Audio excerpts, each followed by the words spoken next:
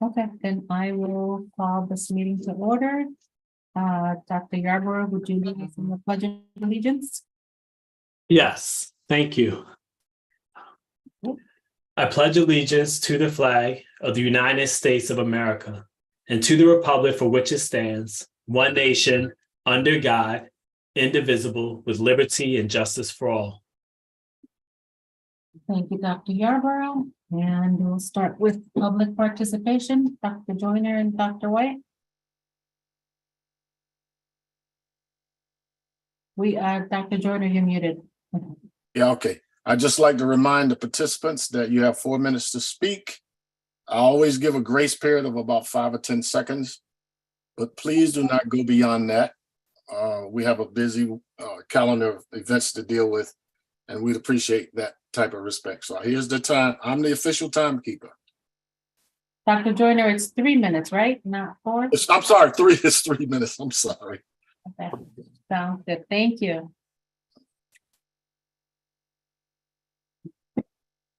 3 minutes. Waiting for the first speaker.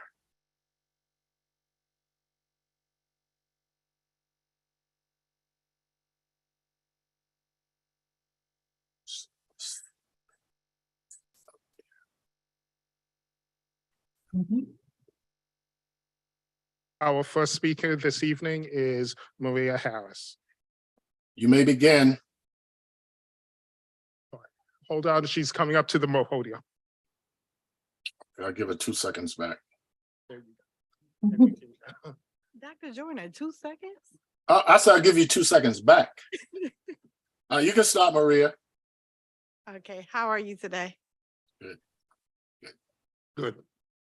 Oh, there she go. Okay, so I have a couple of questions. Glad to see everybody's back inside in person in the building.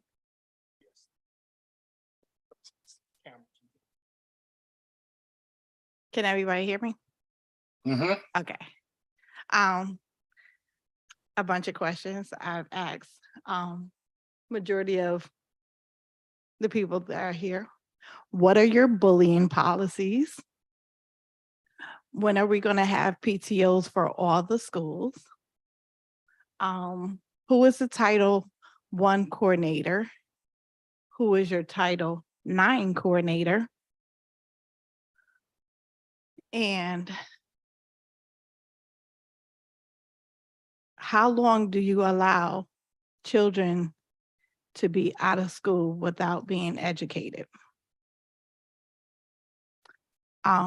What are your DCF practice? And how long should you wait for admin from downtown or the school to acknowledge any issues and concerns from year to year? And that will be it. I would love to hear some questions answered finally. Anyone. And then one other thing, a suggestion, the same way you send out citywide blast to all the parents, can you start sending out your citywide blast for the residents of New Haven for the Board of Education meetings, so we could get that parent participation that you so love? That's it. Thank you. Thank you.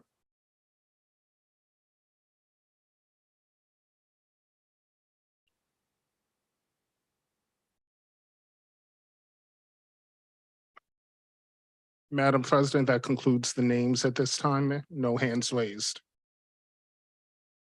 Okay, thank you, Dr. White and Dr. Joyner. And so we'll move on to the action items, the first being the approval of the board meeting minutes for our July 10th meeting. So moved. Thank you. There's a second? Second. Okay. Any discussion? Dr. Yarborough? Yes, just a question for clarification. this might have been a prior meeting, but our new student rep being sworn in, was that the last meeting or the meeting before? And the other piece was, Mr. Cruz Bustamante is listed as voting, but I can't remember if it was our new student rep who was there, or was it Mr. Cruz Bustamante? So at our last meeting, Mr. Cruz Bustamante was there. It was a shock to me because I thought. I'm pretty sure- Madam President, Mhm. that's not correct. The new student was there and Mr. Cruz Bustamante was not. He said he was taking a leave for the summer. He did, but I remember one of the meetings, it's fine. That was a meeting before that when he left early to ride back. He rode over on his bike and he left early. But that wasn't the last meeting. It was the meeting before that. Okay, Yes, in June. okay. Yeah, so the last meeting was the new student. Mhm. Okay. And the swearing in was the meeting before the last. I think it was last meeting. It was last meeting. It was the first meeting in July. The mayor swore him in at the last meeting. Stressful meetings these last couple of weeks.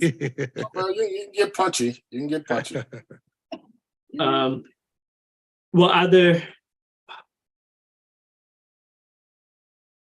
so I could be, well, on the meeting minutes for July 10th, Mhm. Mr. Cruz Bustamante is listed as voting, but it may not be Mr. Cruz Bustamante. And then I was looking for a recording of the swearing in Mhm. of our new student rep. So, but I'm just looking at the regular meeting minutes from July 10th. Okay, Madam Chair, Mr. Cruz Bustamante states there is no meeting updates at this time. Okay. Dr. Joyner? okay, in the interest of efficiency, could we correct those items at another point, make sure we got everything right, and then approve those minutes at the next meeting? Approve the minutes at the next meeting. Yeah, so that, so we can become a bit more efficient. We have a new recorder, and maybe we can set some protocols in place that will allow us to make sure that we have accurate minutes before. Point of order, Madam President, I'll withdraw my motion to approve. Thank you, Mr. Bolton. I and withdraw my second. Thank you. Okay, and so we'll move on to the personnel report. Dr. Negron? Good evening, Madam President and board members. I would like to ask for approval of the personnel report. I move that we approve the personnel report, Madam President. I second that motion. Thank you. Any discussion? Go ahead. I'm sorry. If I may, I would like to present a little bit of background about one of the positions today that is on the board report. And that it brings me lots of joy to present to you our new Assistant Superintendent for Instructional Leadership and School Improvement, recommending Christina Denegri. And I wanted to give you a little bit of background on Ms. Denegri. She has been teaching since 1995. She spent 20 years of her career in New Haven. She began as a teacher at East Rock School. In 2011, Christina was chosen to participate in an intensive training program as a turnaround principal and was named the assistant principal at Wexler Grant in Clinton Avenue. She became the principal of Clinton Avenue in 2016 as they embarked on their Commissioners Network grant. It was during that year that I had the opportunity to observe and evaluate Ms. Christina Denegri. So I am well versed on her skill as an instructional leader, on her skills in being able to build a community. During that time, she focused on building teacher capacity while implementing rigorous Tier 1 instruction. Christina later left New Haven in 2020. She went to New Britain as a talent officer and became the pre-K-5 academics and accountability officer. During that experience, she oversaw the pre-K-5 Department of Academics and supervised 10 elementary schools and the district's pre-K program. Christina takes a collaborative approach to coaching with high levels of accountability, focusing on adult actions and student outcomes. She has an intrinsic belief that all students can and will be successful with the proper support. I strongly believe that Christina DeNegri can bring the talent to become another member of our cabinet so that together we can strive towards moving New Haven to the next chapter of excellence. Okay, thank you, Dr. Negron. Dr. Joyner? I'd like to say amen to what the superintendent just said. I know Christina had a number of students from Sacred Heart that actually worked in her school, so I was there a lot. And my best student actually ended up Pete Greco, who's now in New Haven. She is a phenomenal leader. And as I said at the last meeting, we got a lot of first round draft choices. And she certainly is right there with the top young educators, not just in Connecticut, but in the country. She's outstanding. And I'm so glad that she came back home. Okay, thank you, Dr. Joyner. Seeing no further discussion. Madam President, You guys, you who are there. are I'll make sure to let you know if you don't see my hand. Thank you, Madam President. Thank you for the acknowledgement. I want to ditto both our superintendent and Dr. Joyner's comments related to the new assistant superintendent. I think that she's a great choice and a great fit. I've been here long enough to see people leave and come back. And I voted for most of those folks, and I'm going to continue to support the superintendent's building of her team. I'd just like to point out one thing. I think that we have some good internal talent here in the organization, and I would like to see us put some additional focus on building the bench that we already have here. It's just a thought. It's obviously nothing more than that, but I'll absolutely support this hire and the rest of the blue sheet. Thank you, Madam President. Thank you, Mr. Bolton. Okay, seeing no further discussion, we'll vote on the action items of that personnel report. Mr. Bolton, Yes. Wilcox, Yes. Dr. Joyner, Yes, Dr. Benitez, yes, Dr. Yarborough. Yes. Students are not in, right? I don't see anyone else at the table. Okay. Mayor Elicker, Yes. then I am a yes as well. And so that personnel report passes. Congratulations to Mr. Negri. We could invite Ms. DeNegri to say a few words. Sure. that's the Mary.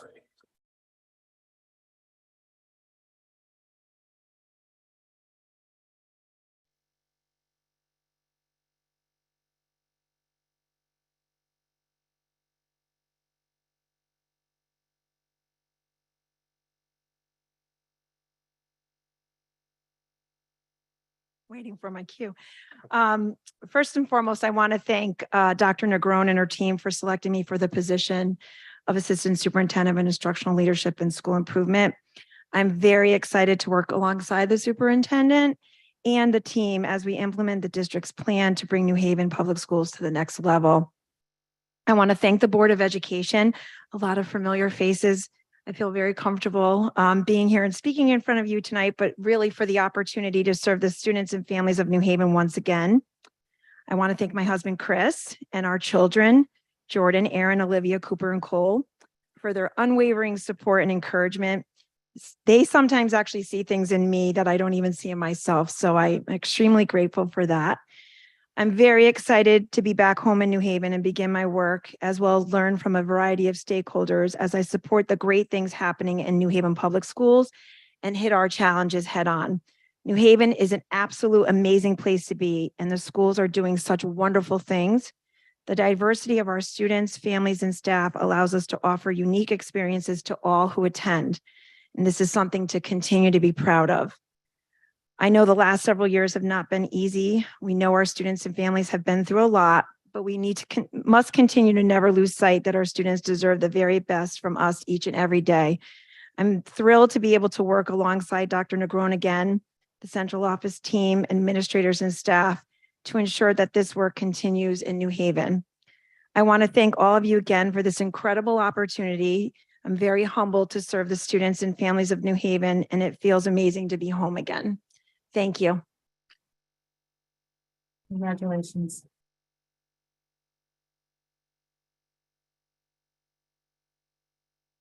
Does that conclude your personal report, Dr. Negron? Yes. We'll move on to the MOU between City of New Haven and the Superintendent of New Haven Public Schools.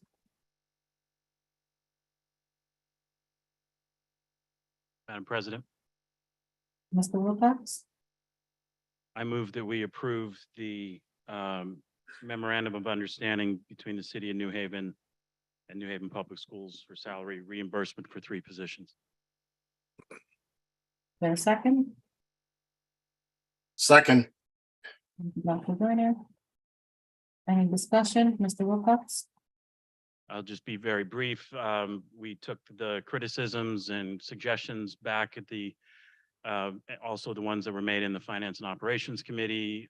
Staff worked on fixing some of the issues that people saw in this. I'll just point out that it does, I think it addresses a variety of things, including where these people will sit, to whom they report, and also preserves the ability to sever this arrangement. Either side can do that and can do it position by position and not all or nothing. So I think this is even better MOU than it was, and so I support it. Thank you.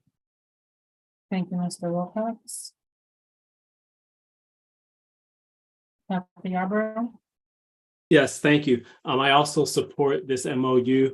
And just one small correction on page 2, just for us to list Dr. Negron as the superintendent. It has Dr. Tracy. Okay, thank you. Hard for Dr. Tracy to leave from retirement, so I don't. Thank you, Dr. Yarborough. Mr. Goldson? Thank you, Madam President. I think everybody knows I have a fundamental problem with these MOUs. I don't think that we have a policy in place on how we're going to do these and when we're going to do these and why we're going to do them. I would like to see that policy in place. The board's never had a real policy discussion nor voted on a policy in place to govern this type of activity. It started with one position a few years ago. Now it's which was at, I think, something like we were paying 15% of the salary or whatever it was. It's now ballooned to us paying 85% of that position and adding 2 additional positions to our budget. So again, I hope that very soon we'll have a policy in place before we vote again on adding more of these MOUs to our budget. In that light, I'm going to vote against it. But it hopes that eventually there will be a policy in place that we could all agree on. Thank you, Madam President. Thank you, Mr. Goldson. Dr. Joyner? I'm going to vote for this because even in the absence of a policy, there's a standard practice for organizations that are serving the same population of people to engage in synergistic relationships And this actually should save us money if we can stop paying the private attorneys so much and cede the work to the people that we're hiring. And I think we have to move toward understanding that we're one system, one city, one community, and we're trying to use all of our resources in the best way possible.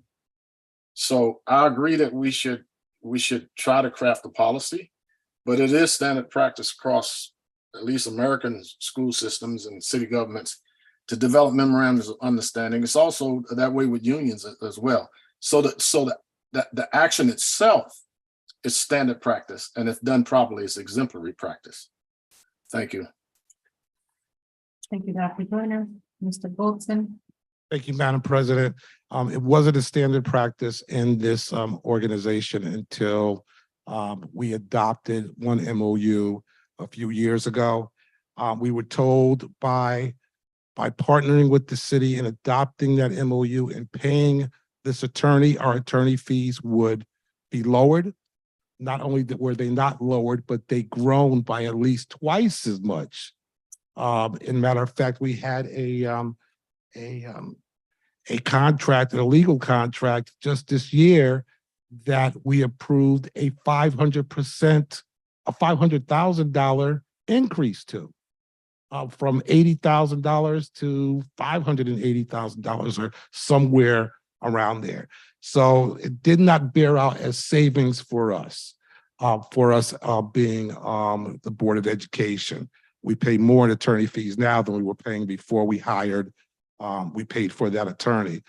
Secondly, I keep hearing this ideal that we're all one organization, and you know, we should be. But the fact is that our budget grows by every year at least 4%. That's just to keep the lights on. That's not even to add any additional services. But we only got funded by the city. We only got an increase in funding in 2%. So not only are we not keeping pace with our growing budget, but now we're adding additional positions to the budget. So again, I really hope that I really hope one day we are one organization and that the city of New Haven will fund us at least the bottom line growth of this organization. I mean, we have salaries that go up every year. We have utility costs that go up every year, and we're not keeping up with those costs. So I hope that one day the city adopts a policy where they fund us at least the bottom line growth. And secondly, I hope that we do put a policy in place to deal with these MOUs. Thank you, Madam President. Thank you, Mr. Goldson. Dr. Joyner? I'm just going to briefly address this. I'd like to clarify what I said. I didn't say one organization. I said one system. And I would just refer anybody to read the literature on systems thinking. Basically, Peter Senge probably is the best person to research on that. It's one system because we live in a common geographical area. We're trying to deal with some of the same problems. We're dealing with the same problems with children and families. And so we need to work together across departments and what have you, not only across the city, but within our own department. Thank you for hearing that. That's all I have to say about that. Thank you, Dr. Joyner.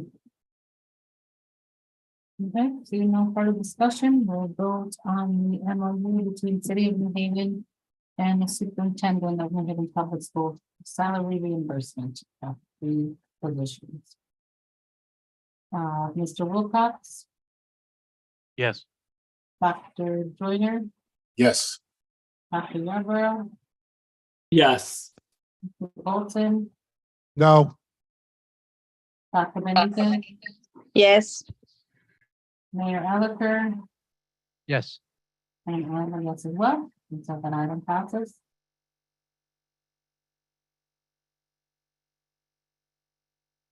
Next item, citywide building and stewardship committee recommendation for retirement and surplus at 333 Valley Street.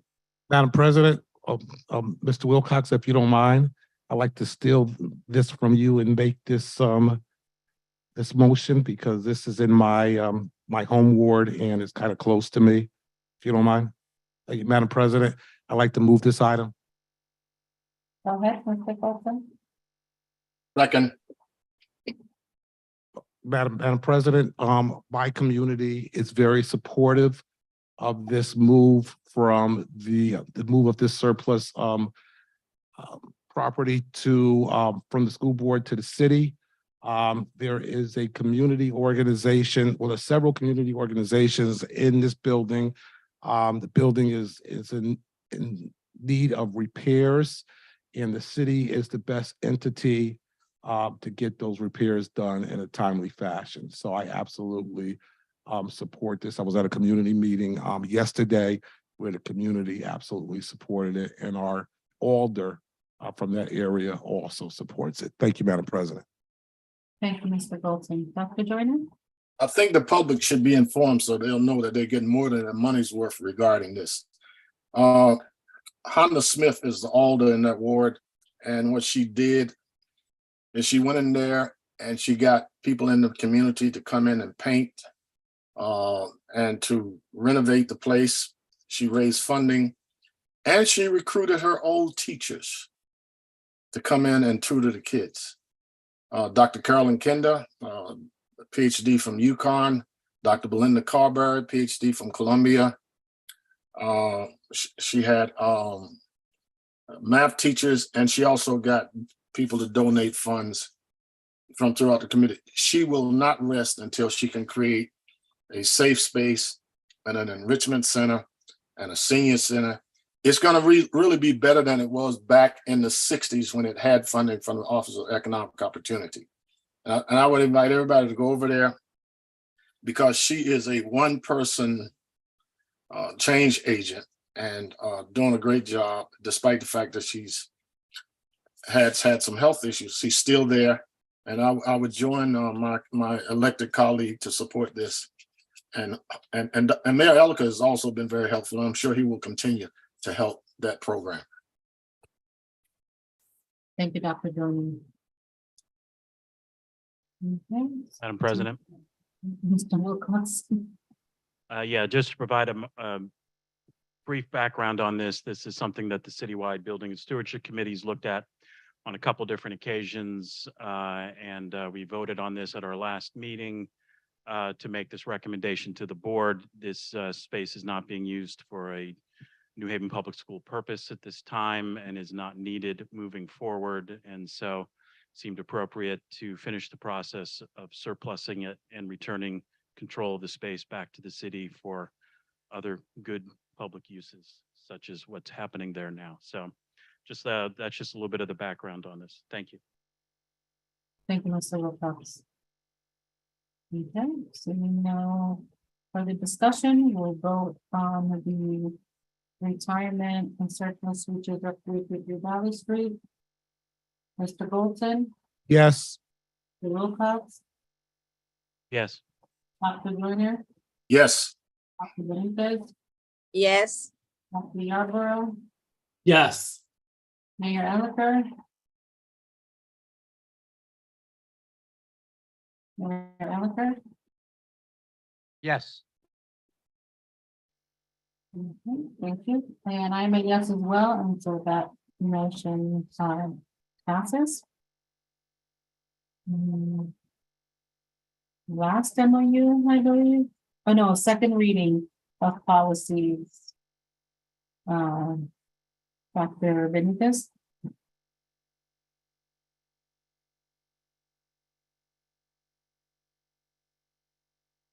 thank you. Yes, these two policies are related to the food offerings in schools. The first one is about the kind of foods that can be sold and at the places where it can be sold in schools. We have also made sure that we made the, we, the board, this is something that the finance committee has been working really diligently with. And they've asked that that instead of the principal, that is the director of foods, who is in charge of making this type of decisions. Also, there's a second one that is about vending machines, something that is important that we continue to have our superintendent fully aware of how these are used in schools. So we submitted that for first reading at the last meeting, and we are hoping that the board is ready to vote on these policies tonight. Thank you, Dr. Benitez. Is there a second? Second, Did you make the motion, Dr. Well, Benitez? so I didn't say I make the motion. I just thought about it. I make a motion that we approve policies 3542.22 on food sales other than national school lunch, and 3542.45A vending machines. second, Thank you, Dr. Zornig. Any discussion? Seeing none, we'll vote to approve policies 3542.22A and 3542.45A. Dr. Benitez, Yes. Dr. Joyner, yes, Mr. Wilcox, Yes. Dr. Yarborough, Yes. and Mr. Golton is gone. Correct? Yes. Yes, he left the room. Okay, thank you. Mayor Elicker, Yes. and I'm a yes as well, and so that item carries. I would like, excuse me, Madam President, I would like to thank the Finance Committee, both Mr. Wilcox and Dr. Yarborough, for their very hard work on these policies. And we just got 4 more that we have to review and send to you, so get ready. But so they're working really hard. And again, I encourage those of you who have the opportunity to update policies to do so and send them to us. We promise not to make it difficult for you to get them through governance. Thank you. Thank you, Dr. Benito. Mr. Wilcox, Finance and Operations. Okay, just if anybody needs anything moved separately, please let me know. Otherwise, I will make the motion, excuse me, and that is I move that we approve the 3 abstracts, 9 agreements, 3 contracts, and 7 purchase orders as recommended by the Finance and Operations Committee. Second. Thank you, Mr. Wilcox. Dr. Yarborough, any discussion? Seeing none, we'll vote on the Finance and Operations items. Mr. Wilcox, Yes. Dr. Yarborough, Yes. Dr. Turner, yes, Dr. Benitez, Yes. Mr. Bolton, yes, Mayor Elicker, Yes. and I am a yes as well. Those items carry. We'll move on to the students report. No students report, students are not in, I'm guessing. Teaching and learning, Dr. Joyner.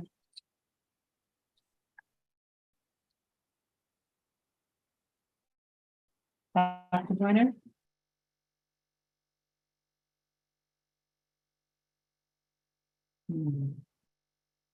All right, let's come back to Dr. Joyner. Superintendent's report.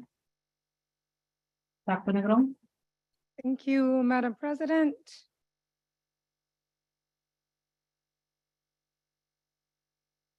Give it a minute to make sure that, there we go. Just wanted to have an opportunity this evening to highlight some of the extended learning opportunities that are being afforded to our students this summer. Before I begin, I want to thank the leadership of Assistant Superintendent Keisha Hannans and Chief Gemma Joseph Lumpkin, who were able to coordinate all this work with the amazing dedicated NHPS staff that has given up their summer to spend the month of July with us, as well as our partners who are doing great things. So as you can see on the next slide, there's a variety that is being afforded to our students. A lot has an emphasis on the academic programming, taking advantage not only of curriculum that we have in-house, but also learning activities that are coming from our community partners. There has been a foci around reading, writing, speaking, and listening skills, as well as a focus around mathematics. In our credit recovery program, a lot of emphasis to provide students opportunity to attain both high school credit and also college credit, as well as the enrichment opportunities that are honing in on youth development and just expanding diverse experiences. As a matter of fact, this morning I started my day visiting Wexler Grant, where I was able to see, for example, LEAP. There I got to see some of the academic programming that is being done, again, to support students around literacy. Again, a wealth, next slide, a wealth of different opportunities, programs such as Summer of Fun, ranging from grades K to 7, both middle school programming and credit acquisition programming. A lot of our buildings are open this summer, so I wanted to call attention to that. We are now working closely with Chief of Operations to make sure that as these programs come to a close, some closing this Friday, some going on for another week, making sure that there's a plan on how these facilities are going to be up and ready for the beginning of the academic year. Lots of students enroll, which is typical in many summer programs across the state, but not all of them show up. We have been tracking attendance. So there, we're just giving you a glimpse on what the average daily attendance has looked like in our K7. But again, I do want to highlight our partnerships because without that, all of this work would not be possible. In the next slide, we're just giving you some highlights. Very excited about some industry certification courses that we've been able to afford our students. Computer science, engineering exposure, lots of excitement around 20 students that are getting their CNA licenses this summer, as well as credit attainment, which I mentioned in the first slide, and world languages opportunities, summer bridge, coding. By the way, kids, all the programs that I visited, kids love coding. That tends to get a lot of attention from our students. And in the next slide, I wanted to highlight some of the enrichment work that is happening. So STEM camp, mindfulness, college prep, again, industry certifications.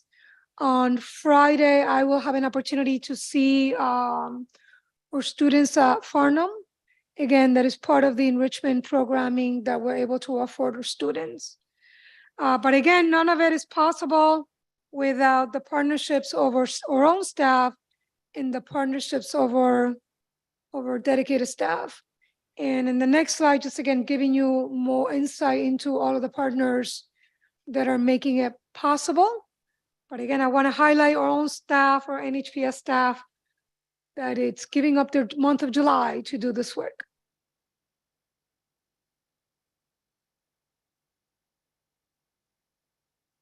Okay, thank you for the opportunity. Thank you, Dr. Negron. Questions or comments for Dr. Negron?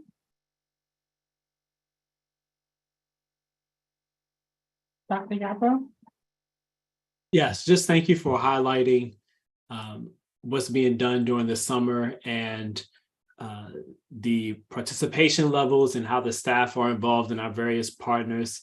As a member of the Finance Committee, we work with the board to recommend for approval funding for a variety of our after school and summer programming. And it's nice to see and hear about the results of the programming in action. So thank you very much to you for highlighting the programming, and also thank you for the staff and the families who send their students and the students who participate. Thank you. Thank you, Dr. Yarbrough. Dr. Joyner, are you ready for our teaching and learning report? Yes, I am. I'm ready to give the report. First of all, let me also thank Dr. Negron. Looks like you're getting off to a great start. And I like to do whatever I can to support what we're trying to do through the Teaching and Learning Committee. Just like to preface my comments with a couple of statements about the quality of our school district. We actually have an outstanding school district. And we have an outstanding school district because we have dedicated staff, we have a supportive political climate, and we have a great group of people on the board. And we've really recruited one of the most talented educators in the country in Dr. Negron. And I think the evidence is that when you look at what our kids have available to them compared to what they had, say, 20 years ago, or compared to what kids in other communities have, they can go to the Shack, they can go to Artie, they can go to the Monk Center, they can go to the Sport Academy, they benefit from the Justice Center. LEAP is a nationally recognized program. And we have a MacArthur genius, Titus Kaffar, who has built Next Haven about 100 yards from Hill House.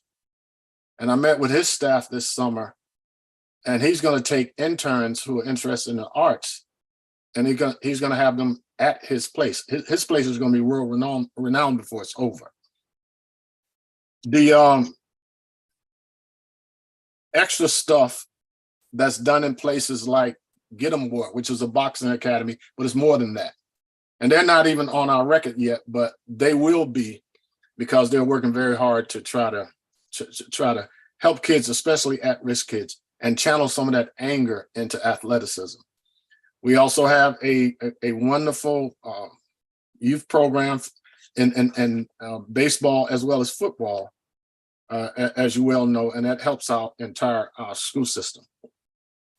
What I want to do with Dr. Negron going forward is to establish a calendar of teaching and learning meetings aligned with our strategic plan. Doesn't make sense to try to start planning meetings now without the board, the superintendent, and the staff getting on board regarding our priorities. One of the real challenges I think we have is to develop effective intervention for students at risk. And unfortunately, we have students who are at extreme risk. And we're going to have to do something about that the best we can to try to use the whole system to try to help these students and their families. I also believe that we need to improve our website so that people like Mrs. Harris can look on the website and have answers to her questions, that we can have glossaries that will educate the public relative to the concepts and categories within effective teaching, parenting, student behavior, and holistic development, and a phrase, the COMA process. We need to have every school in this district be a COMA school. And as the person that led that movement for 20 years, I know that every school won't be the same, but we ought to have every school in this district on its way, and we ought to have a policy that backs that up. The other part that I'd like to see happen with teaching and learning is that we have to shore up our evaluation of the programs that we spend money on. And I was glad to see the superintendent had the attendance report with that as well. And we also need to determine whether or not those programs are helping us to meet the bottom line. And then the last part is that the entire community teaches our children. And that's why it's necessary to have synergy between all the systems in the community, the church, the school, the family, the mayor's office, the alders. If we're really going to be that whole village, we have to be that whole village. And when you think about the threats to what we're trying to do, recently the governor of Florida, I won't name him, said that slavery was a good thing because, actually I gave myself 4 minutes and I'm a little over.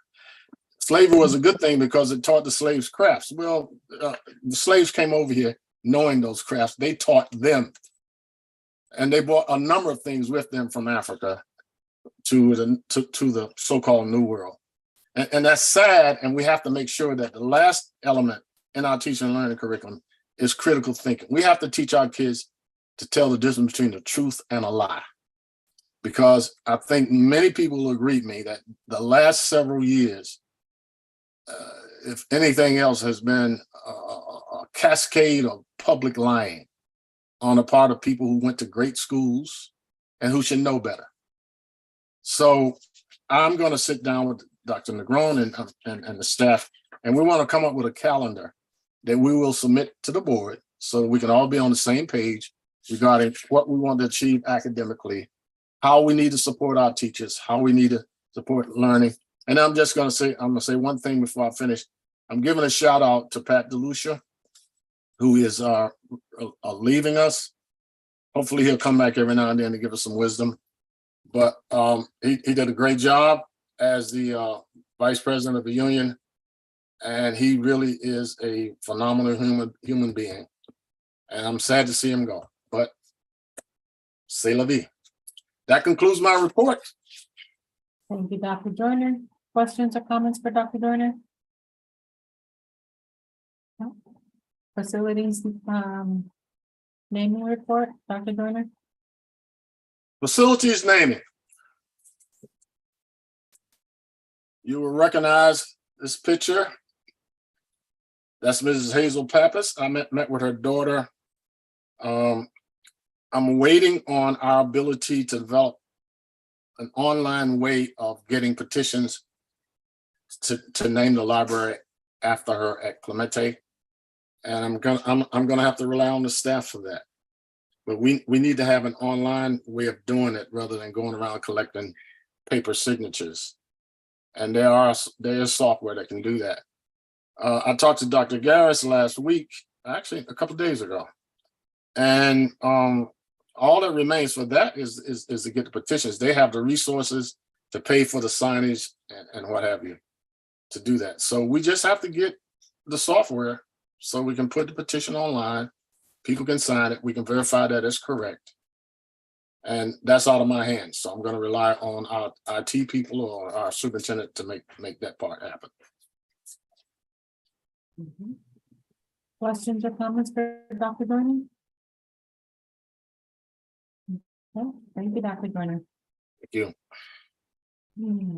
For President's report, very brief, I appointed Michelle Bonaro to the Citywide School Building Committee. And so she'll be serving on that committee alongside Mr. Wilcox and Giovanni Sin and others on that committee.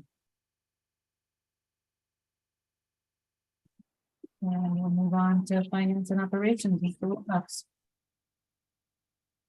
Would you like me to do Head Start and Citywide first?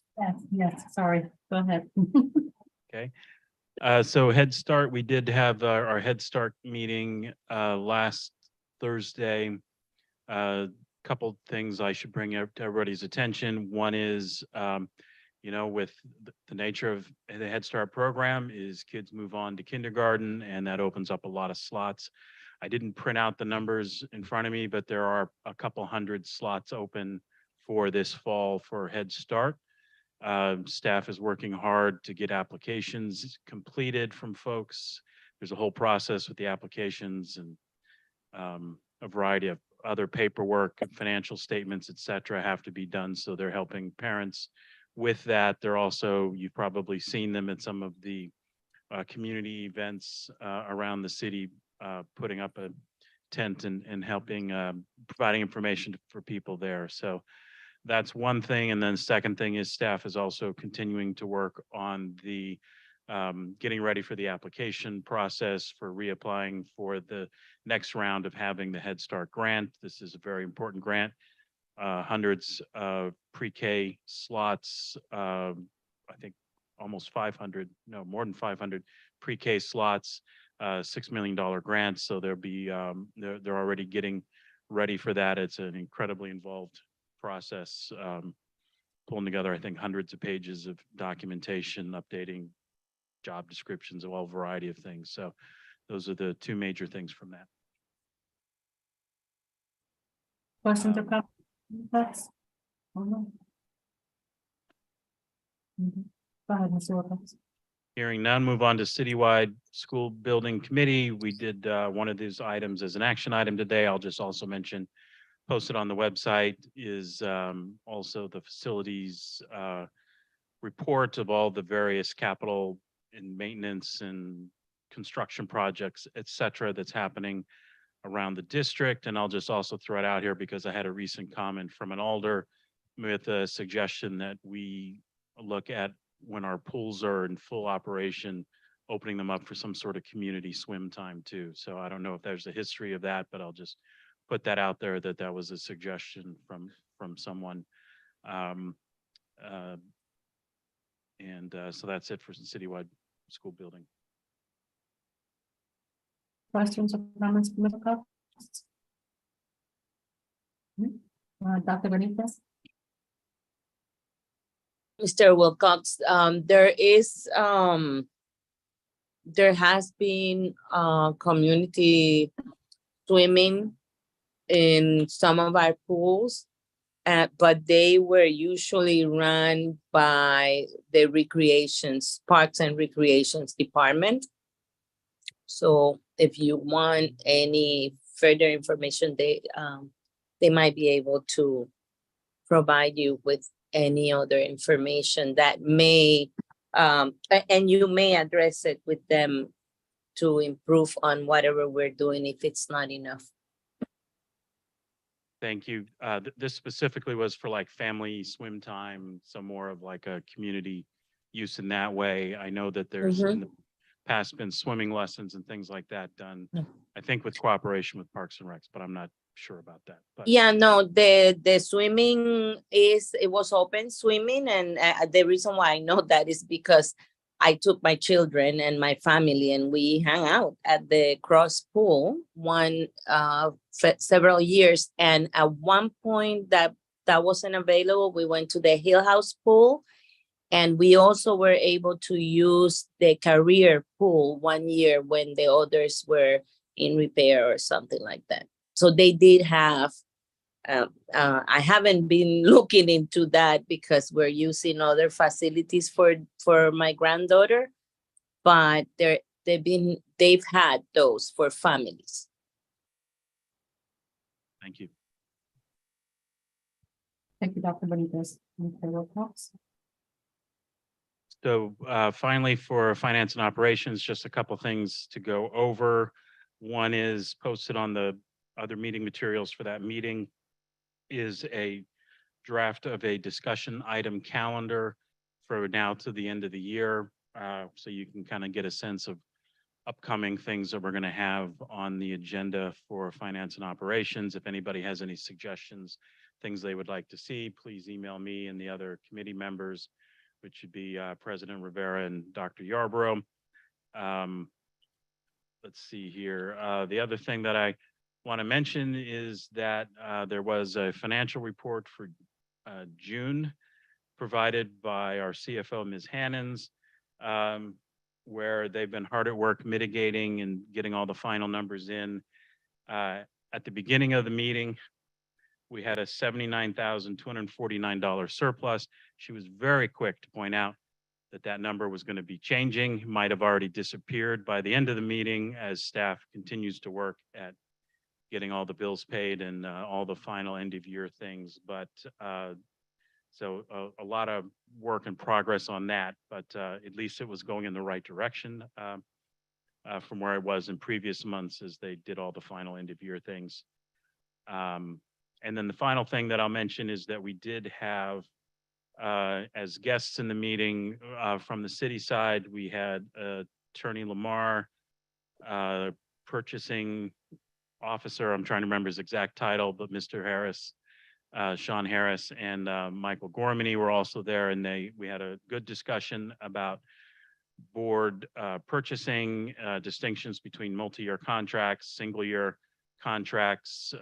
They reiterated that we are doing things correctly, and if we did make a mistake somewhere along the way, the purchasing department and their processes catch those things so that we not only were in compliance on these items, but if we weren't for some reason, they would catch it and then we would have a chance to correct it.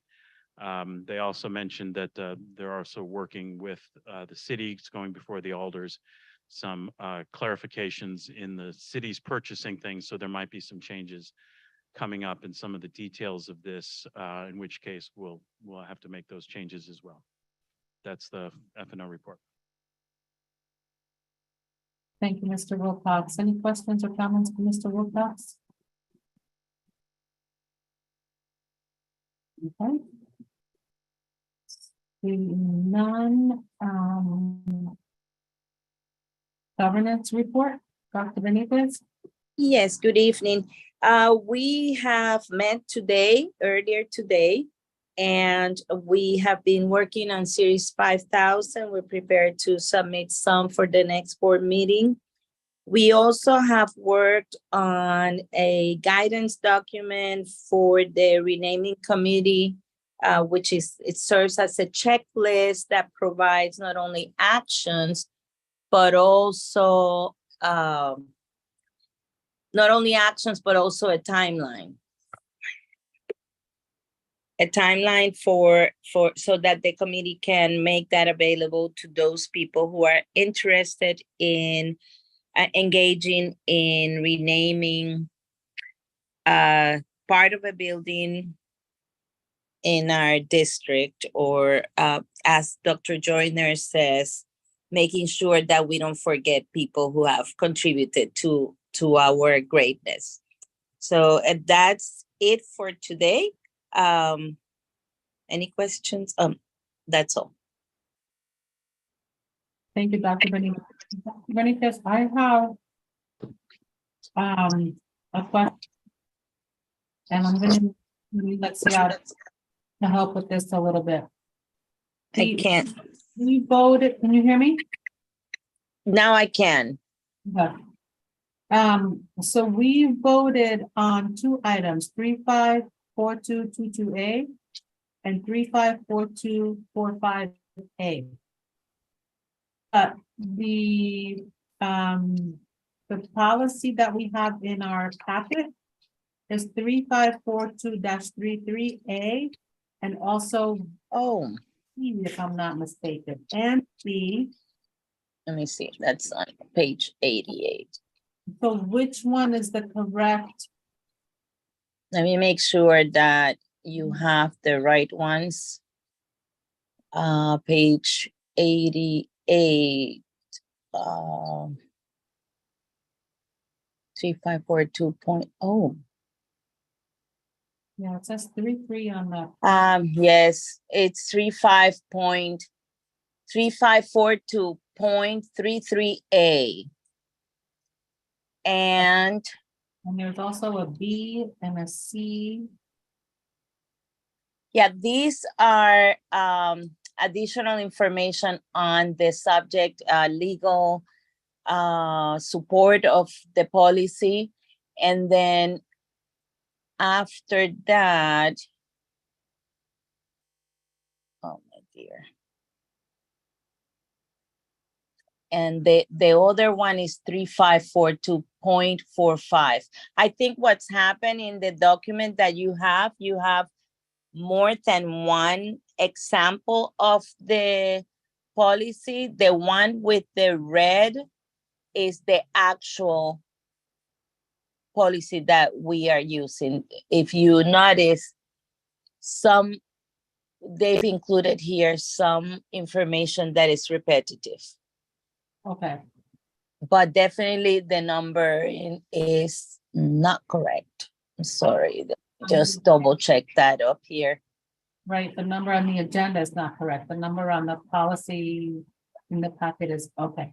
So Attorney Alexiadis, if you can come to the podium so you can help me address this, because we already voted on it. I'm guessing we have to take it. But How, is he here? I believe he's in person. Yes. Okay, So what you need to do is make sure that the record is correct and that you have voted or are going to vote on the correct item number. Mhm. If the attachments that are part of the board package and posted on the website, if the attachments are correct, and the agenda is wrong, that's a technical correction. And you can address that by motion, as long as the motion has the right number. And I Okay. think everyone understands what the substance of what you're voting on, because that's in the attachment. But you should make sure that the motion is clear that you're approving the correct one. And you can also correct the agenda I don't so have that that. anyone looking at it going forward see what the correct number is, that they correspond. That's my recommendation.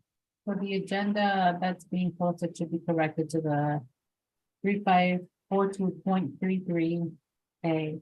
But then do we need to now make a motion for the 3542.33, which is the correct number? Yes, Is anyone willing to make that motion? so I make a motion to approve policy 3542.33, food sales other than national lunch. So it's 3542.33A. Dr. Benitez, A, yes, I'm sorry, A. is there a second? Second, Thank you, Dr. Joyner. Any discussion? Okay, seeing none, we'll vote to approve policy number 3542.33A. Dr. Benitez, Yes, Mr. Wilcox, Yes. Dr. Joyner, yes, Dr. Yarborough, muted. Dr. Yarborough, Yes. Mr. Goldson.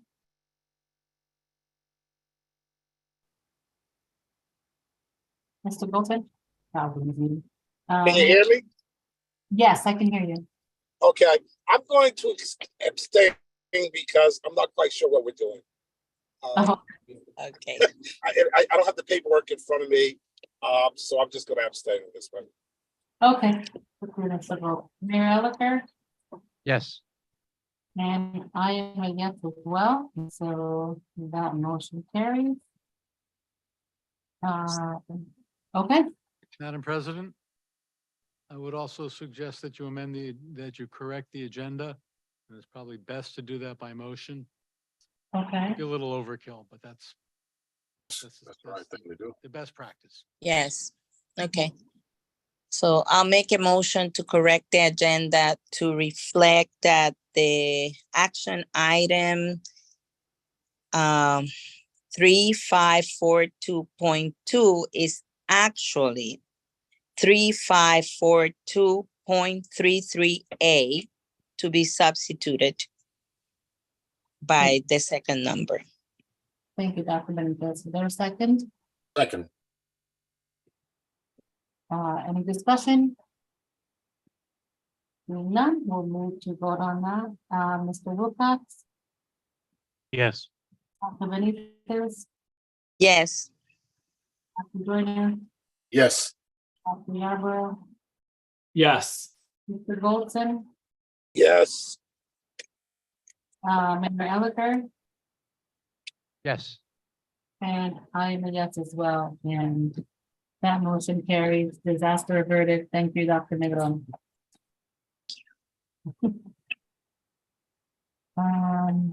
Okay, and so now we'll move on. Does that conclude your report, Dr. Benitez, on governance?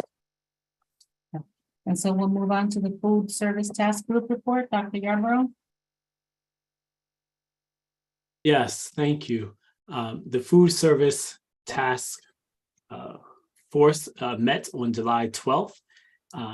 And we were able to welcome our new director, Mr. Young, and he was greeted by the members of the committee and the staff, as well as community partners, are working to onboard Mr. Young and get him updated on how things have been progressing in the food services area. As well, we were able to just celebrate these summer meals where 49 different locations, New Haven Public Schools is serving summer meals at those locations, about 5 or 6 different areas around the district. So we appreciate the work that goes in there and the opportunity to continue to support our students with food over the summer. There will be a gap between when the summer session and summer food period ends and the new academic semester begins. And for that, we have a summer food gap, or we have a food gap committee that actively works during these breaks. And so they are working now to prepare to make sure that our students have food during the gap period. We continue to talk about what our sustainability efforts are in the district as it relates to food. Mr. Young will be onboarded and updated in terms of progress and current topics. And as well, I asked for our staff to come up with a score sheet or a way of tracking our objectives, what we have already accomplished towards those objectives as a district, and where we are looking to go, so that that information is easily available to those who are following, and also easily available to us as we monitor progress as it relates to sustainability and climate change and food services. That concludes my report. Thank you, Dr. Yarborough. Questions or comments for Dr. Yarborough? Okay. Thank you. And with that, I will make a motion that we go into executive session pursuant to Connecticut General Statute 13006B and 1210B 4 and 10 concerning strategy and negotiation with respect to pending litigation in the matter of Kronovitz versus Carries, and discussion which result in the disclosure of attorney-client privilege communications. Also, executive pursuant to Connecticut General Statutes 12006B and 1210B 4 and 10 concerning strategy negotiations with respect to pending claims, and discussion which would result in the disclosure of attorney-client privilege communications regarding New Haven Federation of Teachers and the New Haven Board of Education, case number 012200044393. And we're going to invite for the first part of the session, Attorney Brian Leclerc, and then we will dismiss him. And for the second part, we'll invite Attorney Sierra Milan, and for both sessions, Attorney Alexia and Superintendent Dr. Mendoza. Second. Thank you. I know that was a lot. Thank you. Discussion. Okay, seeing none, we'll go into executive session. Ms. Connor emailed you all the executive session link. Dr. Yarborough, Yes. Mr. Wilcox, Yes. Dr. Joyner, Yes. Dr. Benitez, Yes. Mr. Goldson, Yes. Mayor Elicker, Yes. and I am a yes as well. And so we'll see you in executive session.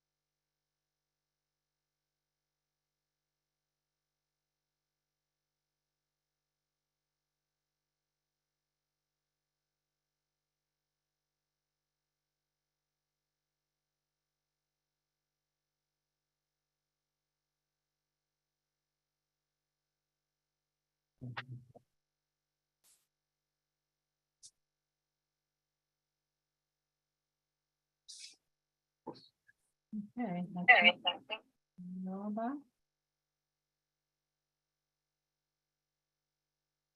So, we are out of executive session and back in regular session, and, I will make a motion. There were no votes in executive session. And I'll make a motion to accept the proposed settlement of the matter of New Haven Federation of Teachers versus New Haven Board of Ed, case number 012200044393, pursuant to the terms discussed in executive session, and to authorize the superintendent to execute the settlement agreement. Second. Any discussion? Seeing none, we'll vote on that item. Mr. Goldson, Yes. Mr. Wilcox, Yes. Dr. Joyner. Dr. Joyner, Yes. Dr. Benitez, Yes, Dr. Yarborough, Yes. Mayor Elicker, Yes. and I am a yes as well. And that was the last item on the agenda, and I'll entertain a motion to adjourn. So moved. Second, second, third, Thank you, Mr. Goldson, Yes. Dr. Joyner, yes. Mr. Wilcox, Yes. Dr. Benitez, yes. Dr. Yarborough, Yes. Mayor Elicker, Yes.